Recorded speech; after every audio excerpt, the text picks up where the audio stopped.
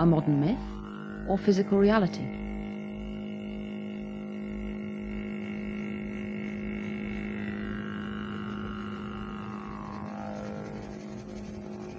The being had these very large black eyes, luminous, not luminous, I don't mean that, I mean they didn't shine, but they were shiny in the sense that they reflected light, big black, like they were balls of black liquid. Grey, small, about 3 foot high, with great black eyes. You can't really see their mouths. You sort of see, you know, there's a nose there, but there isn't a nose there. They're ugly. They're gray in color, light to dark gray. Their bodies are incredibly thin and small in comparison to their large heads. And they're scary. Last year, a poll claimed that almost 4 million Americans are the victims of alien abduction. Around the world, thousands of people have come forward to describe an experience that is consistent and terrifying. They say that their captors are an alien race called the Greys. The stories have caught the media's imagination and sparked a growing public controversy.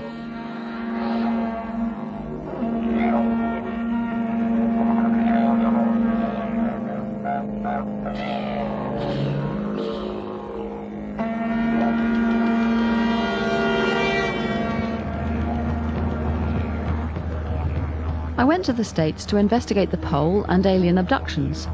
I don't know quite what I expected to find. I didn't know much about the claims or what people had experienced. I've been investigating the paranormal for 20 years now. I've studied telepathy and clairvoyance, out-of-body and near-death experiences, ghosts and poltergeists, but in all that time I've never really found anything that convinced me there was anything paranormal going on.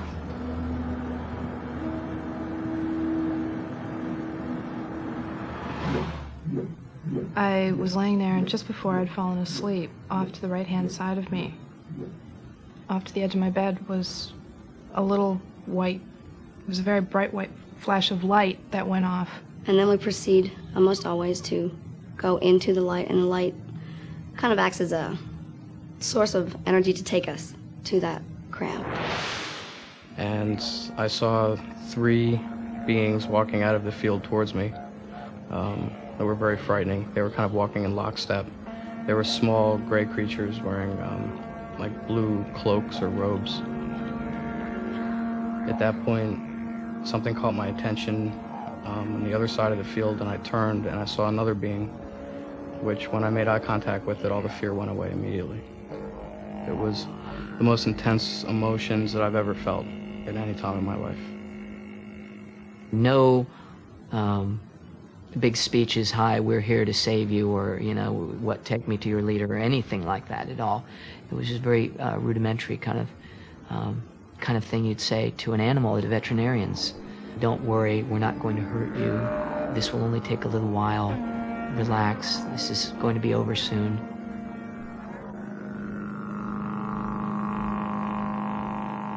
The most extraordinary claim is that the Greys are conducting a hybrid breeding experiment with their prisoners. I immediately shut my eyes and thought, oh God, and I started getting very scared. And then the next thing that followed after that was that my legs were being spread apart. And then I really started to panic, and then the next thing I felt after that was this most incredible pain that I've ever felt in my life, and that felt like a bullet shot up into my uterus and hit the top of my uterus. And I screamed so hard. Sometimes you can see the fetus being removed and taken away to be put into the columns. Most times I just know it's happening, though from my vantage point on a table with my legs in the air, I can't see too awful much about what's going on or describe in detail how they do it. In like little glass boxes, I've seen these babies. Their bodies are very, very tiny. They look very thin and emaciated almost, and they're very quiet, and they don't move. And it's almost a very sad picture for some reason. And there's again the mist and the light and we just go out, follow the light, and then we're taken back and put exactly where we were when we left. If I was sitting up reading a book, I'm put back sitting up reading a book. I don't care for them much. I don't care for their intrusion in my family and my life. I don't like that at all. I don't like them at all.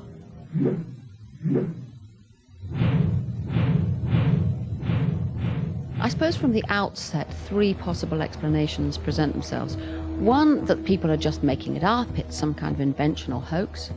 Two, that it's real. There are aliens out there actually abducting people, and they're describing truthful experience. Or three, they're interpreting as an abduction some mental experience produced by their brain. What's particularly striking about the abduction stories is how consistent they are. People report the same kind of experience again and again.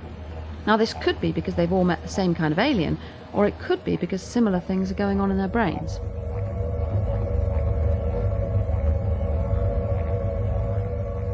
Bud Hopkins' book, Missing Time, was a key event. People who had periods of missing time, when they couldn't remember what had happened to them, began to go to therapists and asked to be hypnotized to see if they could find out what had happened. And lo and behold, lots of accounts of abduction experiences were recovered.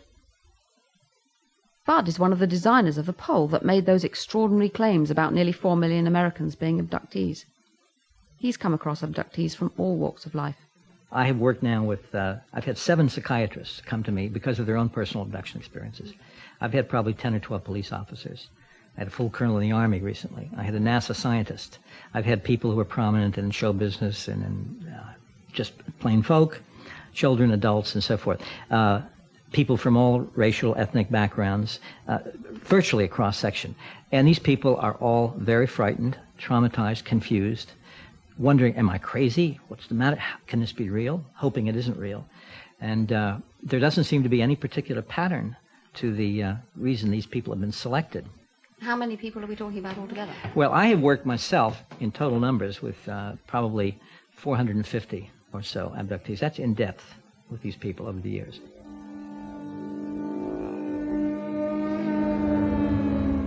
This is a problem because it makes me wonder whether the stories have been created by public knowledge about aliens and hypnotists implanting the ideas. To reassure me, Bud invited me to watch the hypnosis of a young man.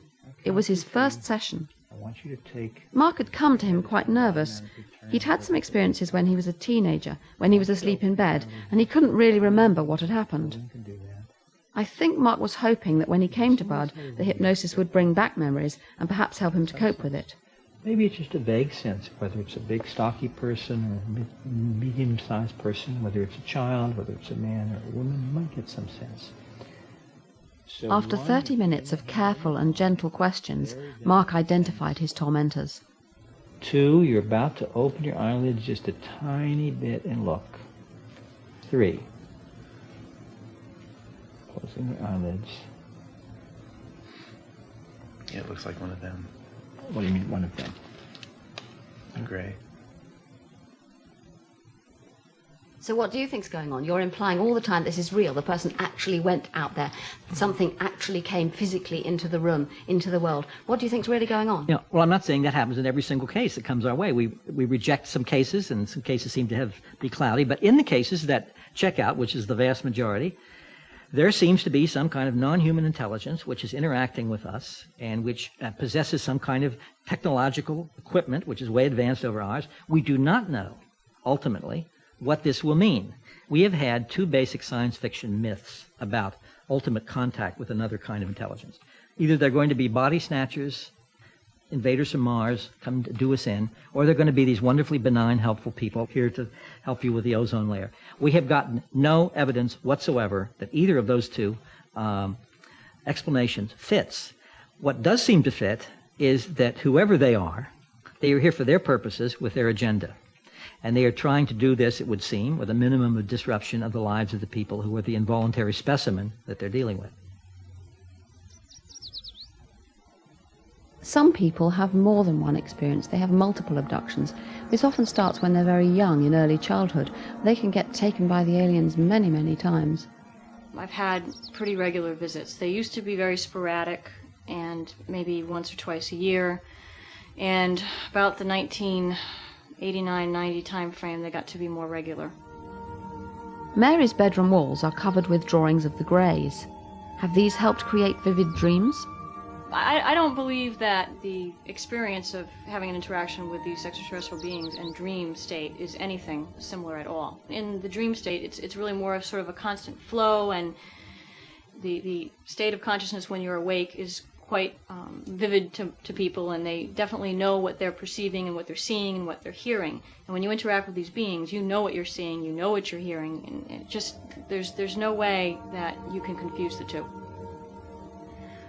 I work in the defense industry, and I have a very mainstream 9-to-5 conservative job, and I am not a person that most people would suspect this is happening to. I think a lot of people feel that individuals who claim to be abducted are people living in some backwoods society that, are just having some type of a mental illness of some kind. And I think it's important for people to know that the average, responsible, highly functioning adult person in the society is having these experiences. I think it's obvious that these people are not hoaxers. Something really did happen to them. But I can't accept that an alien race could wipe out our memories, but we could still manage to recover them so easily. On the other hand, the stories I've heard sound so convincing, and the abductees seem so plausible. And there are many people who believe their stories. Amongst them is one of America's best-known psychiatrists, John Mack. When I first heard that there was an artist in New York named Bud Hopkins who took seriously the stories of people who reported being taken by alien beings into spacecraft, I thought he must be mad and he's talking about some new form of psychosis. But these people, as far as I could tell, were of sound mind, had not communicated with each other, were not getting details from the media. This was long before the great media rash of information on this subject. They were reluctant to come forth, and they described similar stories in great detail and were shocked when they would hear that someone else had had a similar experience. And the only thing as a psychiatrist that I knew that behaved like that was real experience. John, you have a very high profile, and the fact that you're a professor at Harvard tends to make people believe you. I mean, do you think you could be seriously misleading people about what's going on here? What are the other possibilities? Dreams, for instance. Dreams do not behave like that. Dreams are highly individual. One dreams according to what's going on in your unconscious at that particular time, and the dreams of one person are quite different from those of another. Or some kind of trauma, for instance, like sexual abuse, which is often raised. Creating a story which replicates your abuse story. The replicated story is very similar to the original abuse. Frightened of men entering your room, but it's vague, it's general. You don't have a highly complex narrative of an altogether different sort. I would never say, yes, there are aliens taking people. I would say there is a compelling, powerful phenomenon here that I can't account for in any other way, that's mysterious. There isn't a single case of an alien abduction story that fulfills my criteria that has turned out to be anything else. And yet I can't know what it is, but it seems to me it invites some kind of deeper, further inquiry. The first psychological study of abductees has been done at Carleton University, Ottawa. John Mack can perhaps afford to leave a question like, do aliens really exist, hanging in the air? But as a psychologist, it's my job to answer that question. First of all, are they mentally ill? Well, there's a stereotype out there that they're crazy people or social marginals, undereducated people, that kind of thing. And is that true? No, it's not true. It's not true. Well, what we did was we actually placed ads in the newspaper asking for people who had had any kind of UFO experiences. And some of them were abductees, some of them had seen lights in the sky or had other experiences of something that they termed to be a UFO or aliens. We interviewed them. This is one-on-one. I did all the interviews and asked them about their experiences, got as much detail as we could from them, and then we administered a battery of questionnaires that are supposed to assess things like mental illness, well-being, fantasy proneness, IQ. So we gave them a whole slew of things. We found that they went to university, intelligent people with children and families and lives. We did find differences on measures of fantasy proneness, imagery, that kind of thing. Does that lead you to think that those abduction experiences are just a question of fantasy? No. We're talking about normal people who have a relatively higher propensity for imagery and fantasy and that kind of thing.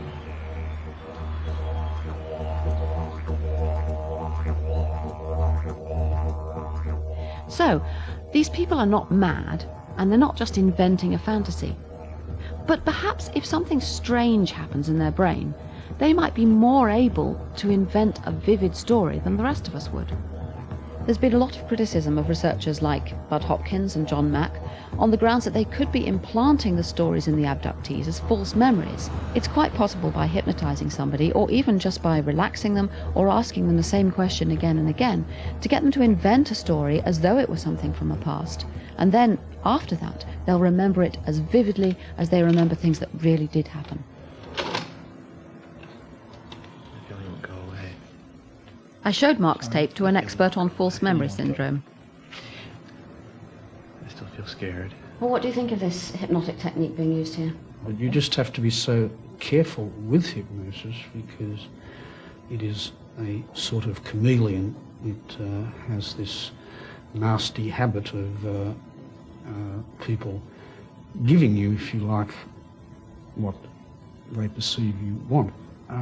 This guy appears to be quite responsive. When he's being regressed, he speaks in the present tense, which is usually a tip-off that they're experiencing something immediately in the here and now. He's also, there's one point I thought that there might be something that's known as translogic, where he said he's going through the floor and that it's his parents' room, but it feels like his sister's room, and this sort of You mean the kind of incompatibility, a sort of logic that you couldn't have in waking sort of life? mixing fantasy and reality with no sense of there being any logical incongruity.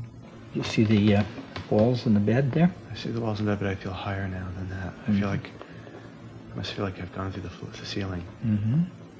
My own feeling is that most of the work has been done before hypnosis even started.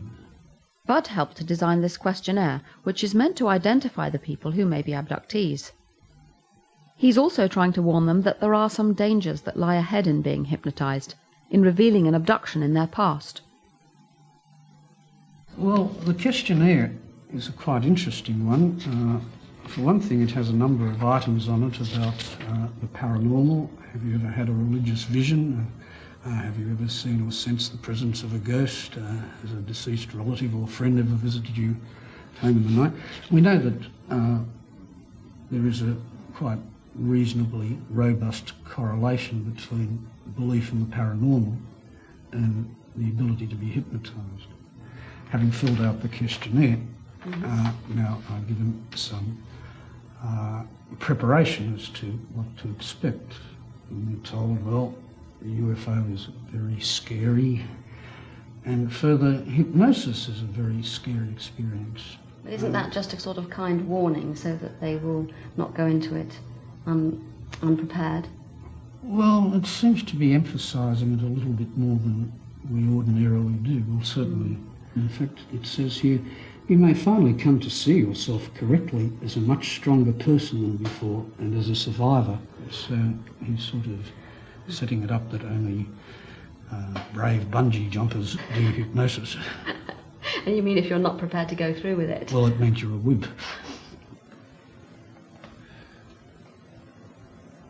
I feel like I'm not in control.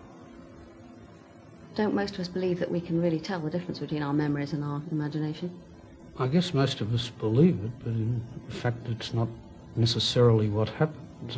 The thing about memory that you've got to realise is that memory is not like a videotape recorder. It's constantly being reconstructed in the light of fresh inputs, and as you know, the event gets more and more distant in time, what you think may be a true memory of what happened may actually be a fantasy of what happened, or what somebody else told you that happened, and you've got to realise that you're using a very fallible technique, and it's one that does not guarantee biblical truth.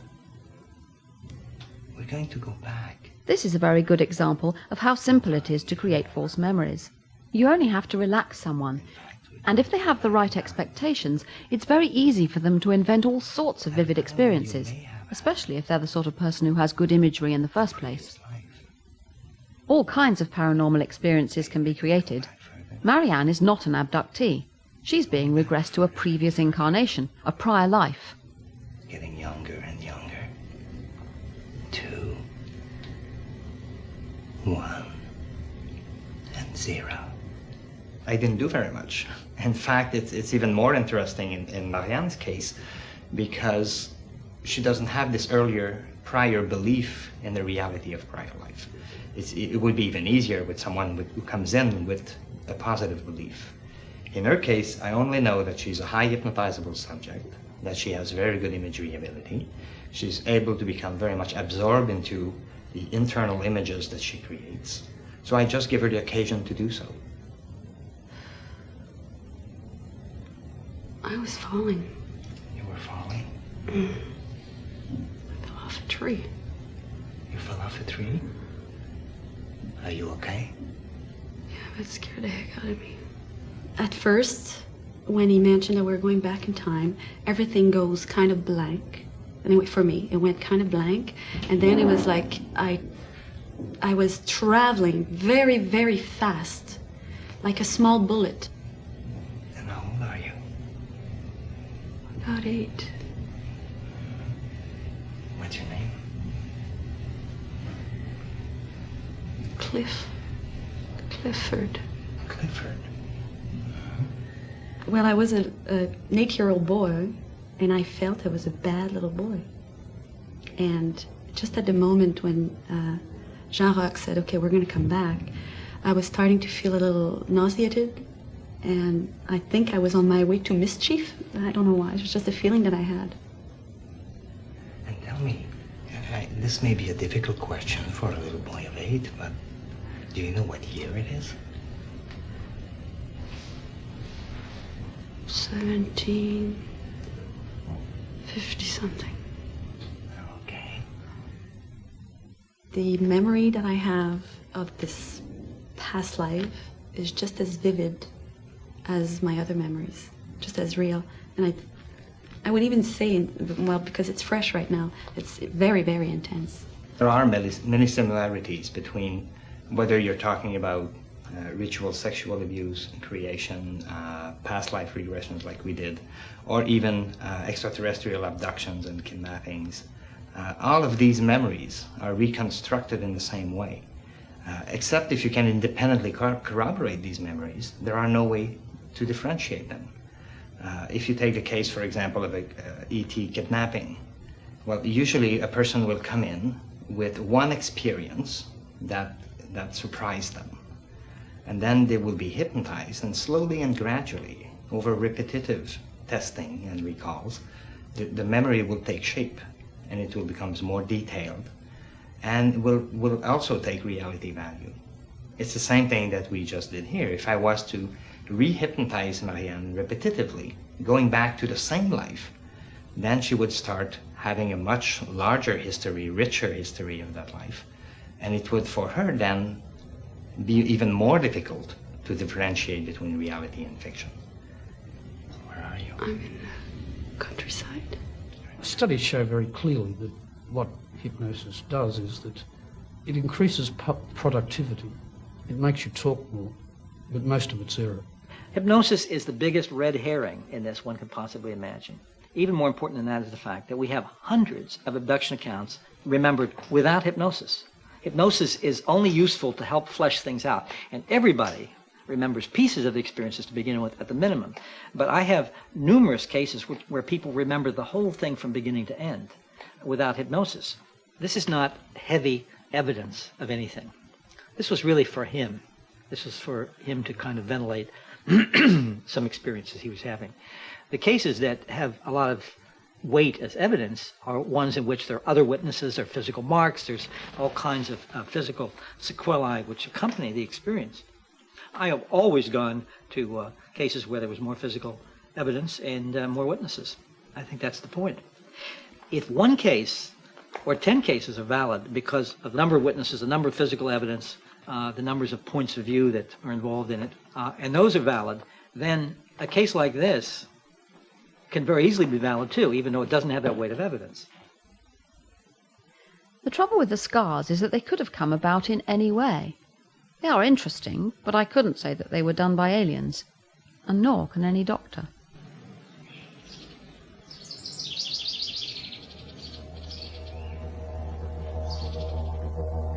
David Jacobs is author of a book containing the most detailed accounts of abduction experiences, and also a co-designer of the pole. People will describe an object being inserted by a needle-like device way up their nose. They hear a crunching sound as it passes the cartilage, goes all the way up, we think, towards their pituitary gland. Then the instrument is removed and the little BB or ball-like object on the end of it is gone. How come we haven't got any of those implants and can't see them? Well, of course, we've known about this for quite a while. We've come close, I must say, many times. We've had about 20 cases where people have sneezed these out or blown them out of their nose in some way. Each time they did not realize that they had been involved with the abduction phenomenon and thought they'd inhaled something and thrown it away or put it away for safekeeping, and over the years they got lost. In the CAT scans and MRIs that we have had, what will appear will be a little white, let's just say, density on the film surface. Now that density immediately goes into debate right away. It could be an artifact from space, it could be a calcium deposit, it could be anything. The only way you can find out for sure is actually operating and literally opening up their skull and looking at it.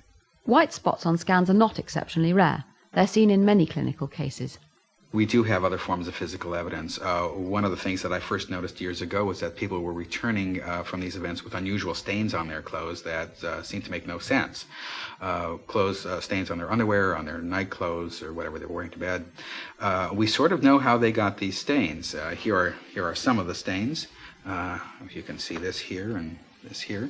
Yeah, this is an odd one here. Yes. So what do you think's happening? How are they getting these? Well, when they're laying on the table, sometimes these beings will use a solution on their body. We think for neurological testing. We're not exactly sure of that, but the evidence seems to suggest that. But the stains are unusual, and we've had them analyzed by a number of different laboratories now. And what you get is just sort of odd combinations of substances. There might be some nitrogen, there might be some sodium, there might be some, various different chemical substances, none of which prove that this is something alien, for example. And you don't think there's some way they could be trying to make their stories more plausible by going home and pouring cleaning solution or something? Well, I suppose that's always possible. The people who come to me are very, very sincere and very distressed and very worried about what's happening to them and worried about their families. And most of these people hope that wish it had never happened in the first place and hope that it never happens again. No objects of alien origin have ever been identified. The problem is that people want the evidence to be more convincing than it is. But everything you see and everything you hear is coloured by what you expect to be there. Listen to this tape.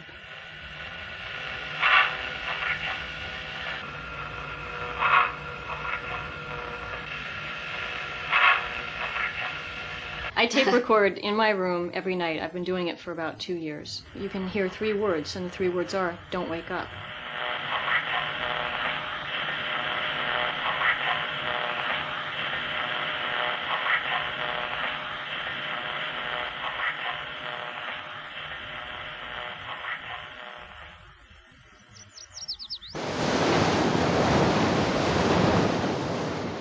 It would change things completely for me if there were convincing hard evidence, but there really isn't any solid corroboration. But what about the small number of abductees who don't need hypnosis or therapy? They wake with full recall of their experiences. I wonder if psychology can still explain this. Could the abductees be reinterpreting some other experience using cultural influences from the 20th century? Hardly anyone alive in North America now, or in most of Europe, can have failed to have seen science fiction movies, E.T., Close Encounters, all sorts of images of aliens. They're part of our culture. I've come across many other kinds of paranormal experience in which people have a strong story and detailed descriptions, such as when they come near death and go to heaven and describe green fields and brightly coloured flowers. But the strongest echoes I hear in the abductee stories are of a familiar experience, sleep paralysis. This can happen not just when you're asleep, but when you're driving along, when you're exhausted or under stress or very tired. Bright lights can trigger it too. Sleep paralysis has happened to me. It's essential for dreaming that our bodily muscles are paralyzed so that we don't act out our dreams. Usually this happens when we're fast asleep, but just sometimes the mechanism goes wrong and we're still awake while the body's paralyzed. It's a terrifying experience. You're asleep, but you're awake. You're paralyzed and you don't know why. You feel as if you can't breathe, and sometimes there's a sense of presence. a feeling that there's someone there even if you can't see them. Surveys show that about a quarter of all people have had sleep paralysis, and of these, 85% had a sense of presence. But that presence is interpreted in different ways in different cultures. For example, the grey ghost appears in the jungles of Southeast Asia, and it's even travelled to the United States with the Hmong people, refugees from Laos. It's one of the reasons you know what kind of a thing it is. You cannot move at that time. You cannot even even move your hand or leg or body. Just come and press on your chest and tickle, and then sit on top of your body. Sometimes you wake up after that goes left, but sometimes make you deep sleep. Do you have any idea why it picked on you? I have no idea. You've not done something terrible? No. And how many times has it happened to you altogether? I could not count when I was a young man in my country, but it happened to me in Philadelphia here. Does it still happen to you? Not about 5 years ago. Because I have the picture of Jesus Christ hang on the wall, and then since then never happened to me. In Newfoundland, Canada, the old hag appears as a dark, menacing figure and tries to strangle victims of sleep paralysis. People weren't a bit shy or embarrassed about the old hag. In fact, they were quite willing to talk about their experiences if you bought them a pint or two. At one time I saw an old woman with a black cape, and I don't know if that's just because I had heard that's what the old hag was. She sits on your chest and squashes you. She stops you breathing. Just whoosh, these two things came up in front of my face, and it was like a swirly black gray mass. It was all this weight, and just couldn't move, couldn't breathe, just couldn't do anything at all. Her victims are always paralyzed. And my mind is awake, and my body won't move. And I want to wake up, I want to scream. I try to scream, and nothing comes out. Nothing at all. Now I can look around. Can you look around with your eyes? Oh, your eyes my eyes open? are open, yes. Yeah. I've had the old mine hag. I've seen, like, my mother walk in the room and walk out. And I've had the old hag, and she has. And, yes, and she goes downstairs and, like, she'll yell to me, Fred, you know, supper is ready. I'm there like, yeah, sure it is, but bad time, Mom.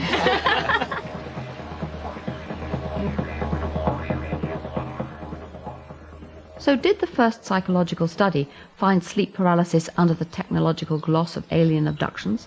I think it was about 25% of the intense experiences that seemed to be actually explanations or descriptions of episodes of sleep paralysis. What was the description they gave? Well, typically that they were in their beds, woke up in the middle of the night, found they were unable to move, frequently described a feeling of being pushed down or held down by some unseen force. The standard description focused on the eyes as being very big, very dark. So what should I make of the poll? Conducted by the respected Roper organization, it was a telephone survey of 5,947 Americans and asked a range of questions supposed to identify potential abductees. The poll itself was well carried out, but what I don't understand is how you jump from a few simple questions that don't seem to be about abductions to the conclusion that someone has been abducted. Tell me what you think about the conclusions of the Roper poll. Well, the Roper poll has indicated to us that there are about 5 million Americans who have had experiences that are consistent with the experiences that abductees have had before they understood that they were involved with the abduction phenomenon, before they knew they were abductees. At the very least, it's told us that there's an awful lot of potential abductees out there, maybe even millions. Isn't there a danger that these are just perfectly normal experiences and that you're almost persuading people that they must have been abducted and causing panic and fear? Well, we know that the vast majority of people, that is maybe 80 to 85% of everybody, have never had any unusual experiences of the sort that I'm talking about at all. What is normal is not having these experiences, and we know that for an absolute fact. David Jacobs couldn't be more wrong. In fact, the majority of people have had some kind of unusual experience. I don't think the poll tells us anything specific about abductions at all. All the events described in it happen to people when they have sleep paralysis and other perfectly explicable experiences. But there's still something missing here. I can't quite see why there's this strong sense of feeling pulled from the body, of flying up into the spaceship, of being prodded by aliens. Sleep paralysis can get us so far, but I don't think it can explain the whole experience. It doesn't, for example, have the familiar journey, being taken out of the bedroom and far away. Nor does it have the sexual aspects, which are so common amongst abductees. But these do appear in ancient myths, such as the incubus and succubus, demons who come along in the night and have sexual intercourse with people against their will. Their purpose is to produce half-devil, half-human babies. The similarities with abductions are obvious. Then there are the fairy abduction myths, where people are taken away or babies replaced by changelings. Most people in our culture have probably heard of one or other of these stories, and hypnosis and relaxation are just the times when these deep tales are going to surface.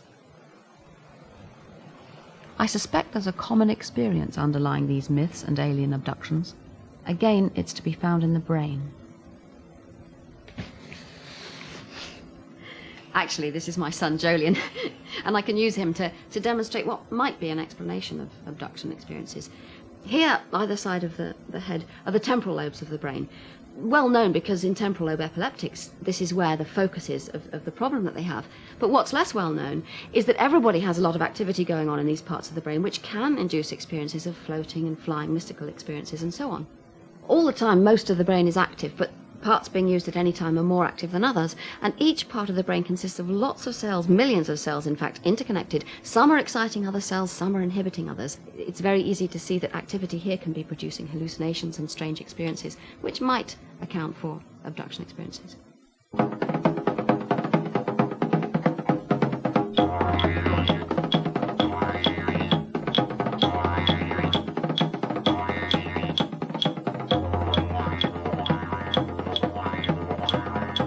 Creative, artistic individuals are especially susceptible to temporal lobe seizures. These misfirings can be common, but are normally very mild. They can happen without warning and are very hard to study. And so one scientist has resorted to an artificial means of creating them. The chamber of Professor Michael Persinger. Okay, I'm just going to put these on the back of your hand. In here, he has stimulated the temporal lobes of many volunteers, producing strange experiences. I was to be his next guinea pig. Is it too tight? No, that's fine. The helmet is a modified motorcycle helmet within which are embedded solenoids on both sides. The magnetic field is generated across the temporal parietal area. We can control the right hemisphere or the left hemisphere. This particular experiment will be both hemispheres stimulated. Effectively, the brain works on electromagnetic patterns. In the past, the experimental patterns have been really simple, and hence the effects have been almost non-existent. What we have done with computer technology is generate complicated fields that imitate what the brain does, so we can talk to the brain.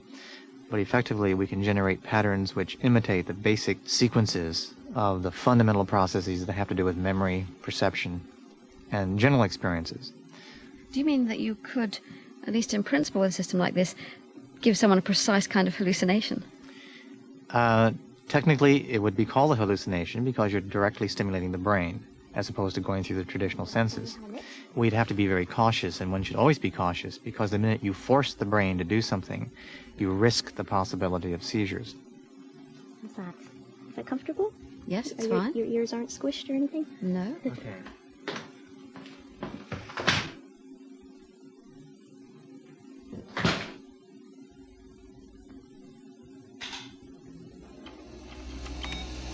The experiences that are generated experimentally are primarily the fragments of abduction-type experiences and mystical-type experiences, and even the beginning of some kinds of psychical or often near-death-like experiences.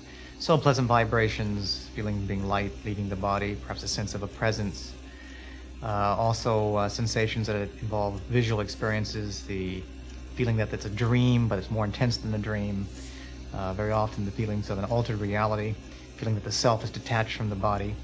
And sometimes sexual arousal occurs, which is a very important feature because we find that many of these patterns are very much like the incubi And Sukubai reports of previous centuries where people felt a sexual arousal at the time when the entity was visiting them. Well, I didn't really fancy the idea of being molested by an apparition.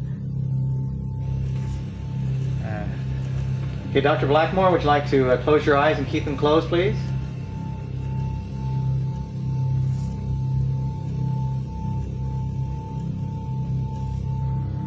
I'm rocking again. Oh, but this time it's a little different.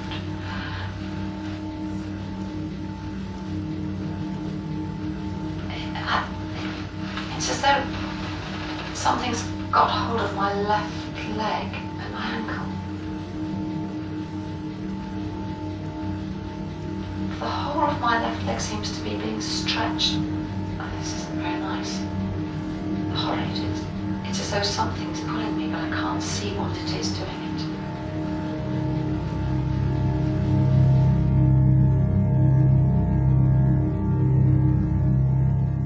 it. If somebody says that they've experienced a spiritual entity, but they're on a psychiatric ward, you're likely to say they're crazy.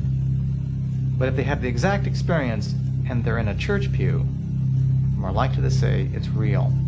The context determines your explanations for really mundane events. And I'm just floating again. I'm frightened. This is odd. I don't know what I'm frightened about. I feel really scared. Dr. Blackmore, I'm coming in now, okay?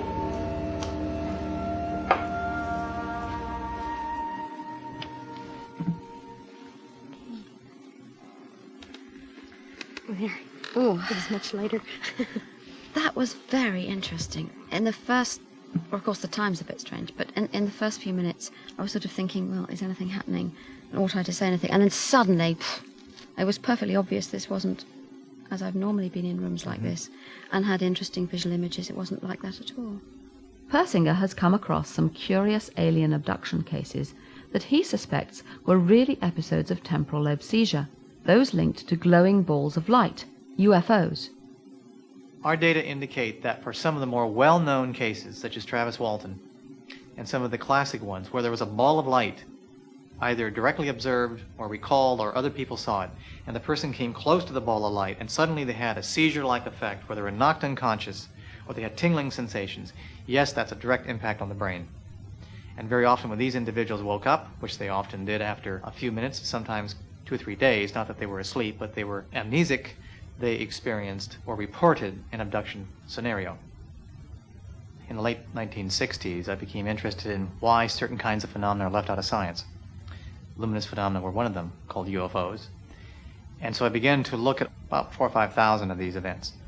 So I codified them and put them on computer and began to determine if there were any kind of energetic sources that could explain these unusual things. My assumption was that it would require tremendous energy to produce these real oddities of the space-time fabric.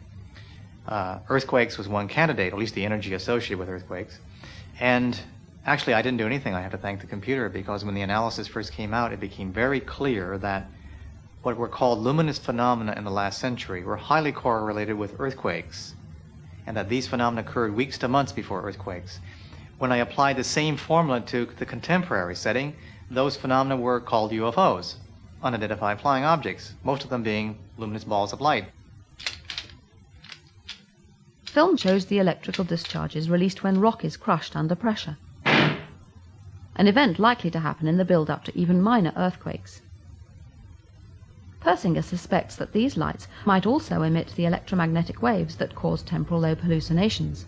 Apparitional phenomena preceding earthquakes are really quite common. The large earthquakes that have struck in Quebec and parts of British Columbia, there are a lot of historical data about, have reported apparitions, and very often it was framed in the beliefs of the time, i.e. the graves had opened up and the apparitions have come out. The correlation is there. We now know it's a natural process, but it's still an enigma with respect to what the mechanism is. Lights before tremors are frequently seen. Linking seismic events to UFOs and abductions seems far-fetched, but perhaps no stranger than the experience I had in Persinger's chamber, where he mimics natural misfirings of the brain. And going into that chamber made a big difference to me. It was as though the missing pieces came from there, the sense of anger and fear, of being pulled and manipulated by something I couldn't see. In this case, I knew it was produced by a simple change in the brain, but if that happened to me at home in bed, I would be desperate to find some explanation for it.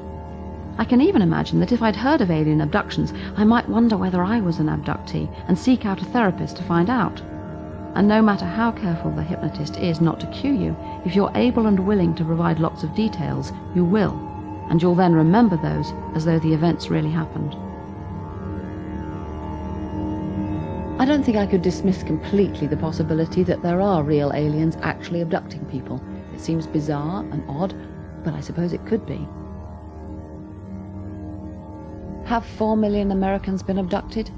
In the end, I don't think the poll tells us anything like that at all. It just confirms what we already knew, that most people have some strange experiences that they can't explain. I wish more research were being done into this, but until then, I think I still might keep an eye on the skies.